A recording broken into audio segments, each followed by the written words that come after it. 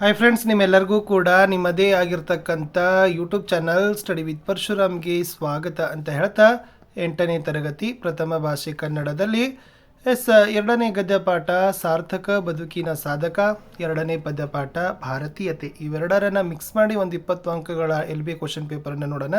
ಇದೇ ತನ್ನಾಗಿರ್ತಕ್ಕಂಥ ಎಲ್ಲ ಪಾಠಗಳ ಕೂಡ ಒಂದು LBAಗಳು ವಿಷಯಗಳಲ್ಲಿ ಸಿಗ್ತವೆ. PDF ಬೇಕಾದರೆ 9964050759 ನನಗೆ ವಾಟ್ಸಪ್ಪಲ್ಲಿ ಮೆಸೇಜ್ ಮಾಡಿ ಇವುಗಳನ್ನು ಪರ್ಚೇಸ್ ಮಾಡಬೇಕಾಗ್ತದೆ. ಸೊ ಪ್ರಶ್ನೆ ಪತ್ರಿಕೆ ವಿನ್ಯಾಸ ನೋಡ್ಕೊಂಡು ಬರೋಣ. ಸ್ಮರಣೆಗೆ 5 ಅಂಕ, ಗ್ರಹಿಕೆಗೆ 8, ಅಭಿವ್ಯಕ್ತಿಗೆ 7, ಒಟ್ಟು 20 ಅಂಕ.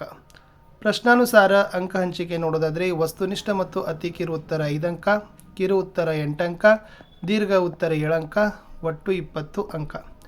ಕಠಿಣತೆ ಮಟ್ಟ ಆಧರಿಸಿ ಅಂಕ ಹಂಚಿಕೆ ನೋಡೋದಾದರೆ ಸುಲಭ 5, ಸಾಧಾರಣ 8, ಕಠಿಣ 7, ಒಟ್ಟು 20 ಅಂಕದ ಒಂದು ಪರೀಕ್ಷೆ. ಇನ್ನು ಇವೆರಡೂ ಪಾಠಗಳ ಅಂಕ ಹಂಚಿಕೆಗಳನ್ನು ನೋಡೋದಾದರೆ ಸಾರ್ಥಕ ಬದುಕಿನ ಸಾಧಕ ಪಾಠದಿಂದ 1 ಅಂಕದ 2 ಪ್ರಶ್ನೆ, 2 ಅಂಕದ 2, 4 ಅಂಕದ 1, ಒಟ್ಟು 5 ಪ್ರಶ್ನೆಗಳು 10 ಅಂಕ.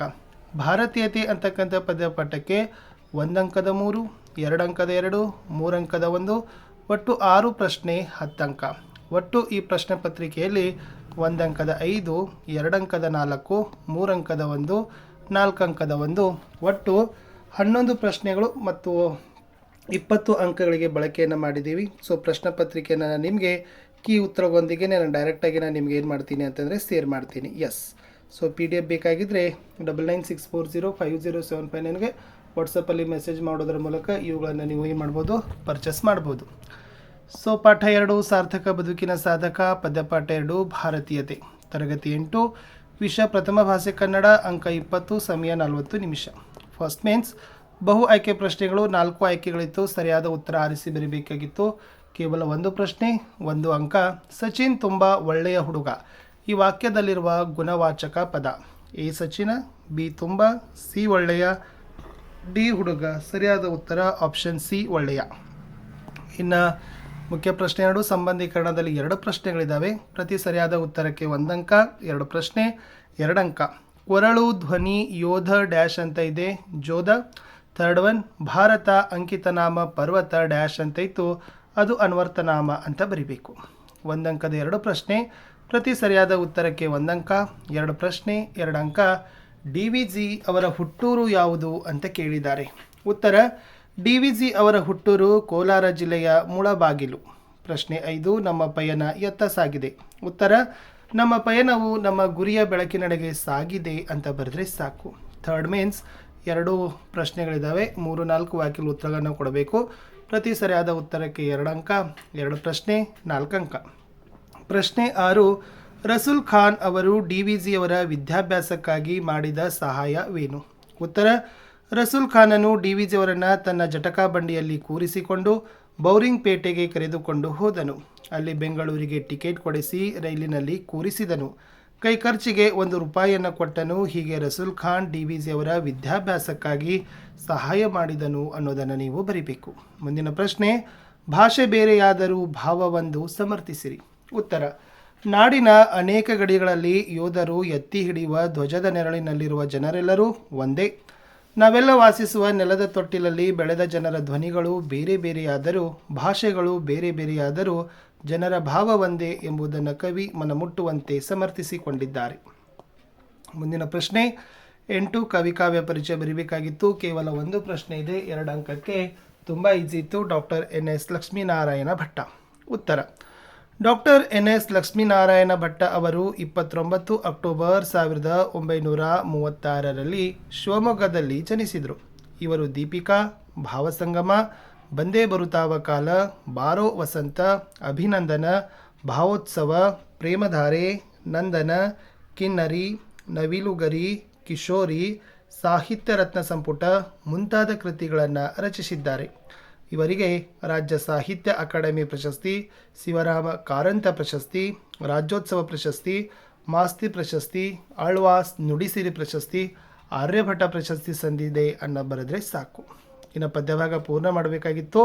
ನಾಡಿಗಾಗಿದಿಂದ ಹಿಡಿದು ಪಯಣದಲ್ಲಿವರೆಗೆ 1 ಪ್ರಶ್ನೆ 2 ಅಂಕಕ್ಕೆ.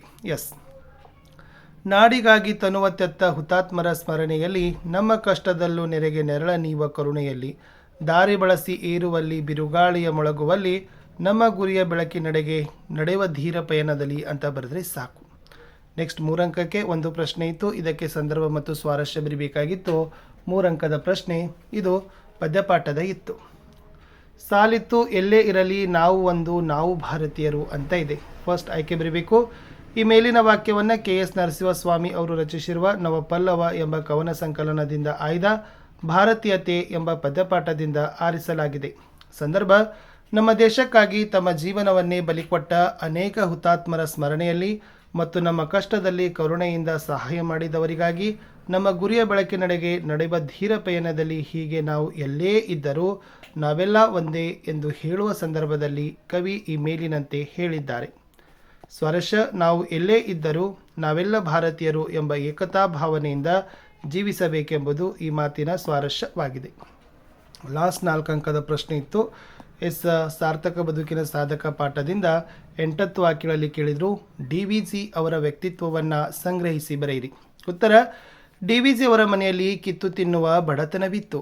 ಆದರೂ ತಾವು ಮಾಡಿದ ಸೇವೆಗೆ ಸರ್ಕಾರದಿಂದ ಕೊಡುವ ಸಂಭಾವನೆಯನ್ನು ನಿರಾಕರಿಸುತ್ತಿದ್ದರು. ಅಂತಹ ನಿಸ್ವಾರ್ಥಿಗಳಾಗಿದ್ದರು. ಶೀಲ, ವಿವೇಕ, ಹಾಗೂ ಸ್ವಯಂ ಅರ್ಜಿತ ಪಾಂಡಿತ್ಯದಿಂದ ಜೊತೆಗೆ ಅವರಿಗಿದ್ದ ಸಾರ್ವಜನಿಕ ಹಿತಾಸಕ್ತಿಗಳ ಬಲದಿಂದ ಸತ್ವಶಾಲಿ ವ್ಯಕ್ತಿತ್ವವನ್ನು ರೂಪಿಸಿಕೊಂಡಿದ್ದರು. ಕನ್ನಡ ಸಾಹಿತ್ಯ ಲೋಕದಲ್ಲಿ ಅವರದು ಹೋಲಿಕೆಯಿಲ್ಲದ ಅಪೂರ್ವ ವ್ಯಕ್ತಿತ್ವ.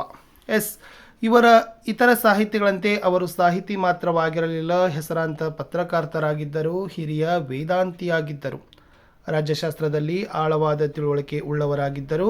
ಸಾರ್ವಜನಿಕ ಜೀವನಕ್ಕೆ ಸಂಬಂಧಿಸಿದ ಎಲ್ಲ ವಿಚಾರಗಳ ಮಂಥನಕ್ಕಾಗಿ ಗೋಖಲೆ ಸಾರ್ವಜನಿಕ ಸಂಸ್ಥೆಯಂಥ ಪ್ರಸಿದ್ಧ ಸಂಸ್ಥೆಯನ್ನು ಕಟ್ಟಿದ್ದರು. ಹೀಗಾಗಿ ಅವರೊಬ್ಬ ಮಹಾಧೀಮಂತರ ವ್ಯಕ್ತಿಯಾಗಿದ್ದರು ಅಂತ ಬರೆದ್ರೆ ಸಾಕು.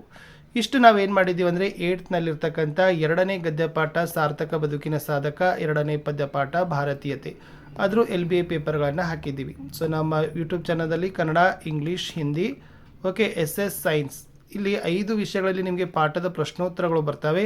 ಮತ್ತು Kannada, English, Hindi, SS science, maths ಏನಾಗ್ತದಪ್ಪ ಅಂದರೆ LBAಗಳು ಬರ್ತವೆ. ಮತ್ತು ಎಲ್ಲ ವಿಷಯಗಳಲ್ಲಿ ನಿಮಗೆ FAಗಳನ್ನು, essay ಕ್ವಶನ್ ಪೇಪರ್ಸ್ಗಳನ್ನು ನಾವು ರಿಲೀಸ್ ಮಾಡ್ತಾನೆ ಹೋಗ್ತೀವಿ. ಜಸ್ಟ್ ನೀವು ಚಾನಲನ್ನು ಸಬ್ಸ್ಕ್ರೈಬ್ ಮಾಡಿ, ವಿಡಿಯೋನ ಲೈಕ್, ಶೇರ್ ಮತ್ತು ಹೆಚ್ಚು ಜನರಿಗೆ ನೀವು ಶೇರ್ಗಳನ್ನು ಮಾಡಬೇಕು.